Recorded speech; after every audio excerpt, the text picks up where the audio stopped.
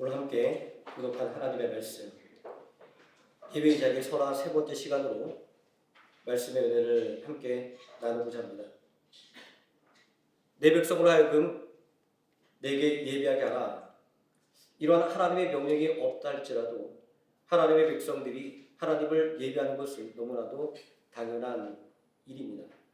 하지만 이 예배의 명령이 애굽의 바로에게 즉각적으로 배척되었다라고 하는 것을 우리는 지난 시간을 통하여 살펴보았습니다. 왜냐하면 하나님께 예배드리라고 하는 이 메시지는 애굽의 노예가 되어 애굽의 바로를 섬겨야만 했던 이스라엘 백성들에게 더 이상 바로를 섬기지 말라는 메시지였기 때문입니다. 아마 이 메시지를 오늘날 우리들에게 그대로 적용한다고 한다면 더 이상 세상에 얽매이지 말고 더 이상 세상에 종살이하지 말고 오직 전능하신 하나님만을 예배하고 섬기라 라고 하는 말씀이 될 것입니다.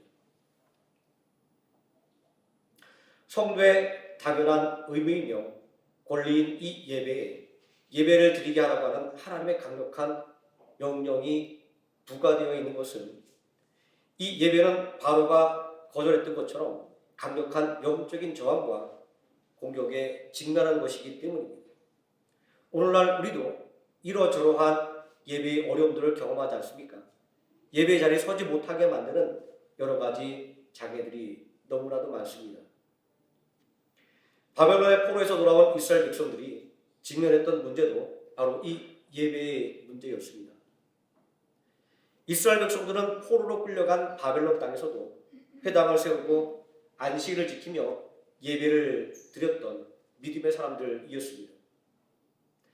안식일에 드려진 이 회당 예배에서 분명하게 드러나듯이 안식일의 중심은 우리 육신의 쉼에 있는 것이 아니라 하나님을 경배하는 예배에 있다라고 하는 것을 알 수 있습니다. 이 안식일이 추구하는 쉼이라고 하는 것은 하나님을 경외함으로 얻게 되는 우리의 영혼의 쉼이기 때문입니다. 이스라엘 백성들은 고난 중에서도 하나님을 예배하는 확고한 믿음이 있었기에 포로에서 해방되는 은혜를 경험할 수가 있었습니다. 이들은 이러한 열정으로 무너진 성전을 재건했고 성벽을 재건했습니다. 이러한 역사를 이루어낸 이스라엘 백성들의 예배는 이제 더 큰 열심과 더 큰 열정으로 드려질 것 같았습니다. 그러나 느헤미야서 13장은 무너진 예배와 안식일에 대해서 보고하고 있습니다. 세상살이에 바쁘다 보니 또 세상살이에 치이다 보니 어느새 안식일을 거룩하게 지키는 것은 세상 물정을 모르는 것이 되었고 예배의 자리를 지키는 것은 어리석은 일이 되어버렸습니다.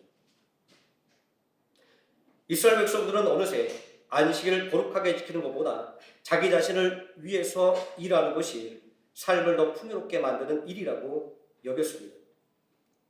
그때 내가 본즉 유다에서 어떤 사람들이 안식일에 술투를 밟고 곡식단을 나귀시로 운반하며 포도와 무화과 여러 가지 짐을 지고 안식일에 예루살렘에 들어와서 음식을 팔기로 그날에 내가 경계하였고라고 세상살이에 바빠서 예배의 자리에 서지 못하는 현실이 느헤미야서 13장 15절에 기록되어 있습니다.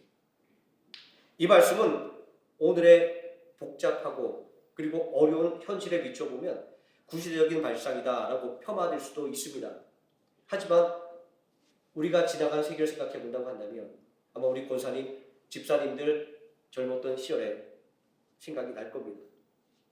주일에 물건을 사는 것이나 또 주일 저녁에 회식을 하는 것도 지극히 자제되었다라는 것을 기억한다고 한다면 오늘 이 말씀은 예배의 자리에 선다라고 하는 것은 바꾸고 중요한 일상을 중단하는 결단을 요구한다라고 하는 것을 의미하는 것으로 그렇게 이해할 수가 있습니다. 느헤미야 13장 10절 말씀은 예배의 자리에 선 것이 경시될 때 더 이상 예배드릴 수 없는 상황에 이르게 되는 현실을 보여주고 있습니다. 예나 지금이나 세상을 살아가는 것은 쉬운 일이 아닙니다. 쉬지 않고 열심히 일해야 살아갈 수 있는 것이 세상이기 때문입니다. 그러니 세상살이에 매이게 되면 예배의 자리로부터 자연스럽게 멀어질 수밖에 없게 되는 것입니다. 모두가 세상살이에 몰두할 때에 성전의 예배를 위해 봉사하는 레위인들조차도 각기 자기 밭으로 도망했다. 이렇게 느헤미야서 13장 10절은 기록하고 있습니다. 우리가 발딛고 살아가는 현실이 이렇게 예배의 자리에 서는 것을 어렵게 만드는 것이기에 모이기를 피하는 어떤 사람들의 습관과 같이 하지 말고 오직 권하여 그날이 가까울 올수록 더욱더 그리하자라는 이 예배의 자리에 서라는 권면이 끊임없이 반복될 수밖에 없는 것입니다. 출애굽한 이스라엘 백성들은 시내산에 이르러 하나님과 언약을 맺었습니다. 하나님과 이 언약 백성이 되어 하나님을 예배하는 것이 바로 출애굽의 목적이었기 때문입니다. 내 백성으로 하여금 내게 예배하게 하라라고 하는 하나님의 명령과 이 산에서 하나님을 섬기리니 이것이 내가 너를 보낸 증거니라라고 하는 출애굽기 3장 17절 말씀은 이 출애굽의 목적이 온전히 하나님을 예배하는 것에 있음을 증거하고 있습니다. 성경을 우리가 살펴보면 이 성막에 관한 말씀은 약 50장 정도 되는 분량으로 기록되어 있다고 합니다. 신약과 구약 성경이 약 1180장 정도 됩니다. 1200장 정도 된다고 보면 제가 나눠보니까 이 성막에 대해서 기록한 분량이 전체의 한 4점 한 몇 프로 정도 나옵니다. 굉장히 많은 분량이 이 성막 건축이라고 하는 단일한 사건에 할애되고 있는 것을 볼 수 있습니다. 하나님께서는 무려 50장 정도 되는 분량에 걸쳐서 어떻게 성막을 만들고 또 어떻게 성막에서 예배할 것인가를 자세하게 말씀하고 있습니다.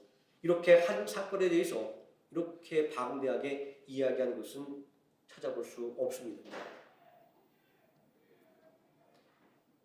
이 이야기는 하나님과의 관계에 있어서 예배가 얼마나 중요한 위치를 차지하고 있는지를 우리에게 알 수 있게 만드는 것입니다. 더구나 성막의 양식에 대해서 자세하게 말씀하시는 가운데 안식일을 준수하라는 말씀을 강조하고 있는 것은 하나님과 언약을 맺은 백성들에게 예배의 자리에 서는 것이 얼마나 중요한 것인가라는 것을 말씀하는 것입니다. 안식일을 예배로 거룩하게 지키는 것은 이스라엘 백성들이 하나님의 통치 아래에 있다라고 하는 것은 언약의 증표였습니다. 그리고 안식일에 드리는 예배는 이스라엘 백성들이 하나님의 인도와 보호 아래 있다라고 하는 것을 고백하는 행위였습니다. 그러니 애굽의 노예에서 벗어나 전능하신 하나님의 언약 백성이 된 이스라엘 백성들에게 가장 시급한 것은 하나님의 인도와 보호를 상징하는 성막을 짓는 것이었고 자신들의 신앙을 예배로 고백하는 것이었습니다. 더구나 단 40일간의 인도자 모세의 부재 때문에 금송아지 우상을 만들어 섬겼던 이스라엘 백성들의 그 연약한 믿음을 생각한다면 하나님의 영광이 임재하는 성막을 짓는 것이 얼마나 시급한 과제였는가를 알 수 있습니다. 연약한 이스라엘 백성들이 더 이상 우상에 미혹되지 않도록 해야만 했기 때문입니다. 우리는 이 사건을 통해서 예배의 자리에 선 것이 얼마나 중요한 것인가를 알 수 있습니다. 예배를 통해서 하나님과 교제가 없다고 한다면 누구라도 이스라엘 백성들과 같이 우상과 그리고 세상의 미혹에 빠질 수밖에 없기 때문입니다. 이러한 상황 속에서 예배의 처소로서의 성막의 중요성은 더욱더 부각될 수밖에 없었습니다. 이런 생각을 하면 성막을 짓기 위해서는 불철주야 쉬지 않고 일해야만 될 것 같습니다. 하지만 하나님은 모세에게 성막을 짓는 일이 시급하고 중요한 일임에도 불구하고 안식일을 준수하라 이렇게 명령하고 있습니다. 안식일을 지키며 그 다음에 성막 짓는 일을 하라라는 명령이었습니다.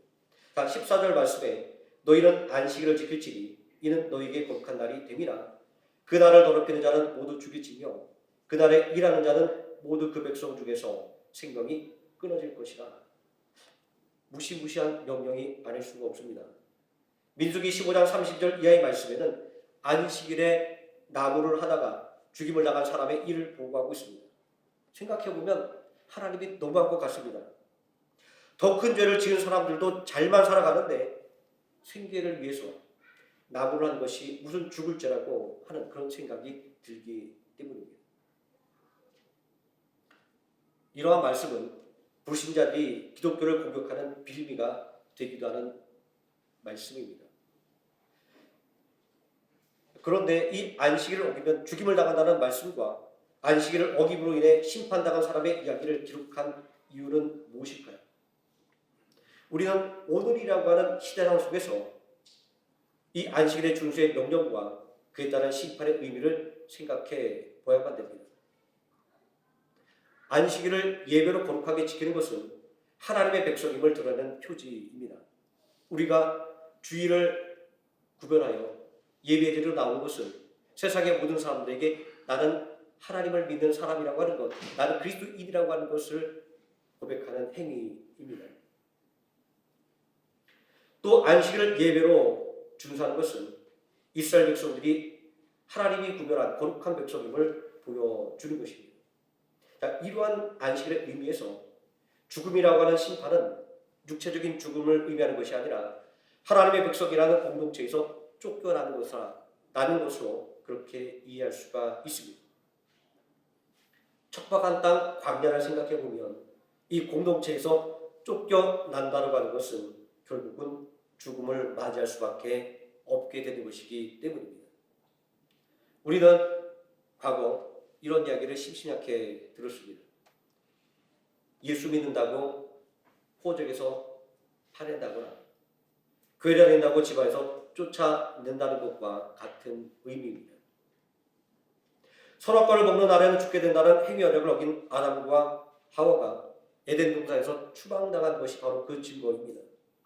하나님과의 관계의 단절, 이것이 바로 사망의 진정한 의미인 것입니다.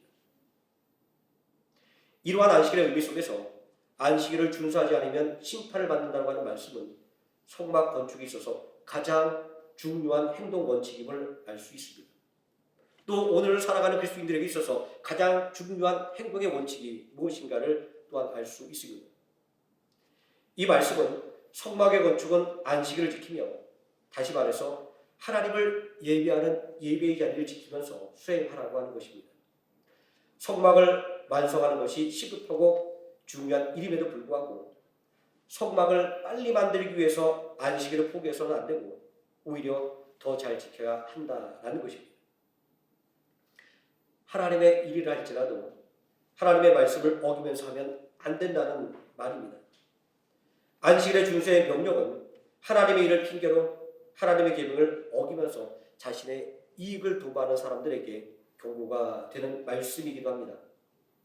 그러므로 안식일을 준수하라는 이 명령은 하나님의 일에 있어서나 그리고 나 자신의 일에 있어서나 하나님을 경배하는 순종을 요구하는 일인 것입니다. 하나님과 이스라엘 백성들의 언약에서 이처럼 안식일의 준수가 중요하게 부각되는 것은 언약의 핵심이 바로 우리의 순종에 있기 때문입니다. 그렇게 예배의 자리에 선 것은 하나님의 백성인지 아닌지를 가리는 시금석이 되는 것입니다. 이런 의미에서 순종은 가장 큰 종교적인 의무입니다. 우리가 예배의 자리에 서는 것, 우리가 예배 드리는 것은 바로 그리스도인의 가장 큰 의무가 되는 것입니다. 또 안식일의 준수의 핵심이 순종에 있다는 점에서 우리는 안식일의 의미의 핵심을 쉬게 두는 것이 아니라 하나님을 경배하는 예배에 두어야만 하는 것입니다. 수고하고 무거운 짐진 자들아 다 내게로 오라. 내가 너희를 쉬게 하리라. 나는 마음이 온유하고 겸손하니 나의 멍에를 메고 내게 배우라. 그리하면 너희 마음이 쉼을 얻으리라. 이는 내 멍에는 쉽고 내 짐은 가벼우니라. 수고하고 무거운 짐자를 초대하는 마태복음 11장 28절에서 30절에 예수님의 말씀 속에서 우리는 안식일 속에 들어있는 순종과 그리고 하나님에 대한 경배의 정신을 확인할 수 있습니다. 먼저 진정한 안식이라고 하는 것은 우리의 짐을 하나님 앞에 내려놓는 것부터 시작합니다. 우리가 드리는 예배는 우리의 근심과 걱정을 하나님께 맡긴다라고 하는 상징적인 행위입니다. 내가 가장 소중하게 생각하는 나의 시간을 하나님 앞에 드림으로 내 인생을 내 마음대로 살아가는 것이 아니라 하나님의 인도함을 따라 살아가겠다고 하는 신앙의 결단을 보이는 것이 바로 이 예배인 것입니다. 다음으로 진정한 안식은 하나님이 주시는 멍에를 매는 것으로 완성됩니다. 우리는 이 말씀 속에서 우리가 예배의 자리에 서는 것이 왜 순종을 요구하는 것인지를 분명하게 알 수 있습니다. 누가 멍에를 매는 것을 좋아할까요? 예배는 이 말씀처럼 우리가 즐기는 것과 또 우리가 누리는 것과 반대되는 지점에 있는 것이기 때문입니다. 그럼에도 불구하고 하나님께서 우리에게 예배의 자리에 서라고 명령하는 이유는 무엇일까요? 첫 번째로 예배가 하나님을 떠나 세상을 향해 나아가는 삶을 멈추게 만드는 강력한 브레이크이기 때문입니다. 이스라엘 백성들이 인도자 모세의 부재 속에서 우상 숭배에 빠졌을 때 세상의 가치관에 함몰되어 또 하나님과 이스라엘의 관계는 금이 가고 말았습니다. 출애굽기 33장 7절에서 10절 말씀에서 하나님이 임재하시는 회막이 이스라엘 지형 밖에 설치되었다라고 말하고 있는 것은 이스라엘 백성들의 우상 숭배로 말미암아 하나님의 임재가 이스라엘 지형 밖으로 옮겨갔음을 통해서 언약 관계가 단절된 상황을 암시하고 있습니다. 하나님의 임재가 이스라엘 백성들의 진영을 떠났다고 하는 것은 심각한 위기입니다. 더 이상 하나님의 인도하심과 보호를 받을 수 없기 때문입니다. 이러한 상황을 반전시킨 것이 바로 예배였습니다. 하나님의 진노를 돌이키고 하나님의 은혜를 회복하게 만들었기 때문입니다. 민수기 33장 10절 말씀을 보면 모든 백성이 회막문에 구름 기둥이 서 있는 것을 보고 다 일어나 각기 장막문에 서서 예배하며 라고 이스라엘 백성들이 하나님을 경배하는 예배의 자리에 서 있음을 보고하고 있습니다. 그들의 죄로 말미암아 지정 밖으로 옮겨진 회막, 그리고 멀리서 그 회막을 바라보며 자기 집 장막 문에 기대 서서 예배드리는 이스라엘 백성들의 모습은 마치 엄마에게 혼나고 집에서 쫓겨나 갈 바를 모르고 집 앞을 서성이는 아이들의 모습 같지 않습니까? 하지만 이 볼품없어 보이는 예배가 이스라엘 백성들이 하나님의 언약의 공동체 밖으로 쫓겨나가는 것을 막아주었습니다. 그들이 더 이상 세상으로 나아가지 않도록 브레이크를 걸어준 것입니다. 예배에 이러한 능력과 은혜가 있는 것은 예배는 본질적으로 하나님을 경배하는 것이기 때문입니다. 예배하다라고 번역되는 히브리어 사하라고 하는 말은 경배하다라는 의미를 가지고 있습니다. 그래서 번역본 성경에 따라서 경배하다는 단어를 어떤 곳은 예비하다, 또 예배하다는 단어를 어떤 곳은 경배하다 이렇게 번역하고 있기도 합니다. 그렇다고 한다면 우리가 하나님을 경배한다는 말과 하나님을 예배한다는 말은 동일한 의미로 우리가 이해할 수가 있습니다. 시딤 광야에서 이스라엘 유령들이 모압 여인들과 해금하고 우상 숭배에 빠졌을 때 하나님의 진노가 이스라엘 백성들에게 임했습니다. 연병이 온 백성들 위에 임했습니다. 그럼에도 불구하고 이스라엘 백성들의 죄는 멈추지 않았습니다. 하나님의 진노가 임한 중에도 이스라엘의 한 두령은 대낮에 미디안 여인을 자신의 장막으로 데리고 와서 음행을 벌였습니다. 이러한 이스라엘 백성들에게 무슨 소망이 있을 수 있겠습니까? 그러한 성경은 이렇게 말하고 있습니다. 그때 제사장 비라스가 창으로 두 사람을 죽였다라고 말합니다. 그리고 그때 비로소 하나님의 진노가 멈췄습니다. 연병이 그치게 된 것입니다. 하나님은 이 비라스의 행동을 당신의 질투심으로 질투한 것이다 라고 평가하셨습니다. 하나님을 경배하는 제사장 비라스의 마음이 이스라엘의 죄를 멈추도록 만들었기 때문입니다. 이처럼 오늘도 예배는 우리들의 삶에 강력한 브레이크로 작용합니다. 예배의 자리에 서는 순종은 이 순종의 결단은 세상의 마음을 빼앗기는 우리들의 삶에 강력한 브레이크입니다. 또 예배의 자리에 사는 순종의 결단은 내 힘과 지혜를 의지하는 삶의 강력한 브레이크입니다. 우리는 이 예배의 자리에 설 때마다 우리의 믿음을 점검합니다. 예배의 자리에 서는 것을 통해서 나 자신의 고집들을 내려놓고 하나님의 은혜를 간구합니다. 이러한 예배가 없다고 한다면 우리는 브레이크가 고장난 자동차와 같은 삶을 살 수밖에 없을 것입니다.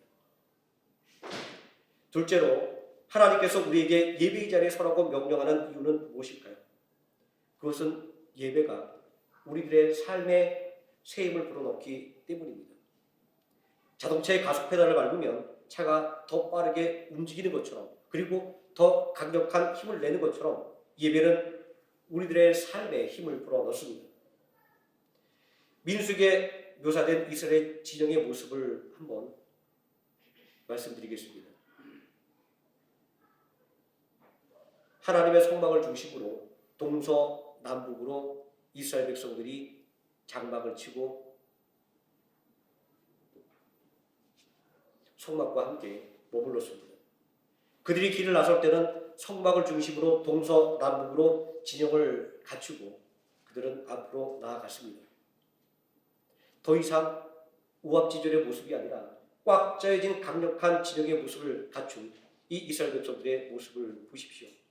불과 얼마 전만 해도 저 멀리서 회막을 바라보며 각자의 문 앞에서 드렸던 초라한 예배를 드릴 수밖에 없었던 사람들이었지만, 그러나 이날 이 예배를 통하여 이스라엘 진영을 떠났던 하나님의 임재가 이스라엘 백성들에게로 돌아왔음을 보여주고 있습니다. 이제 하나님의 언약궤는 언제나 이스라엘 백성들의 앞길을 인도했습니다. 그들보다 앞서 나가면서 그들의 갈 길을 살펴주었습니다. 하나님을 경배하는 예배가 이스라엘 백성들의 갈 길을 활짝 열어준 것입니다. 시딤 광야에서 이스라엘이 음행과 우상 숭배에 빠져 하나님의 진노를 받게 되었을 때 이스라엘의 죄악을 멈추게 한 것은 예배의 자리에 선 제사장 비느하스였습니다. 하나님의 진노를 멈추게 한 것도 예배의 자리에 선 비느하스였습니다. 예배의 자리에서는 믿음의 결단으로 말미암아 이스라엘 백성들은 새로운 기회를 부여받을 수 있었습니다. 그들의 앞길을 가로막는 모압을 물리치고 앞으로 나아갈 수가 있었습니다. 예배를 통하여 이러한 역사가 일어나는 것은 예배는 높은 곳을 쉽게 오르도록 도와주는 엘리베이터와 같은 그러한 능력이 있기 때문이다라는 생각을 해 보았습니다. 엘리베이터는 내가 걸어가지 않아도 내가 원하는 높은 층까지 나를 이동시켜 줍니다. 아마 엘리베이터가 고장나서 계단을 걸어 올라갔던 경험이 다 몇 번쯤은 있을 겁니다. 우리 교회는 불과 60밖에 되지 않지만 가끔 엘리베이터가 고장나서 6층까지 걸어 올라오면 요즘처럼 좀 쌀쌀한 날씨에도 등에 땀이 벨 정도로 쉽지 않습니다.